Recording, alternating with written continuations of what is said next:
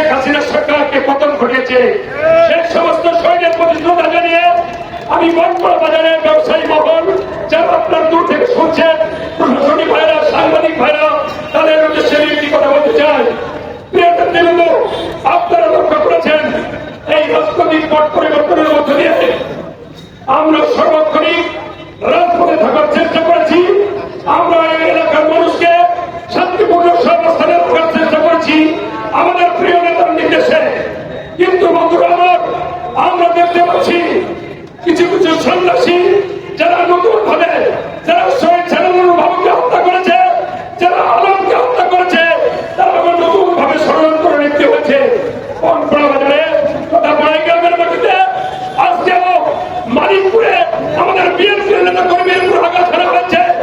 আওয়ামী লীগের ভাইদের আমরা উদ্দেশ্য করে বলতে চাই, আমরা কোন প্রকারেই আপনাদের এই সমস্ত আচরণ, এই সমস্ত সন্ত্রাসী কর্মকাণ্ড আমরা বরদাস্ত করব না। আপনারা শান্ত আছেন, আমরা শান্ত আছি।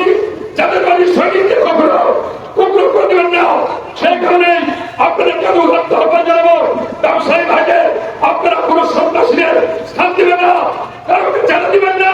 এই আপনার এলাকায় কোন সন্ত্রাসীদের স্থায়ী হবে না। আমরা সালামুল বাবুর কুড়িদের ফাঁসি দেখতে চাই, আলমের ফাঁসি দেখতে চাই।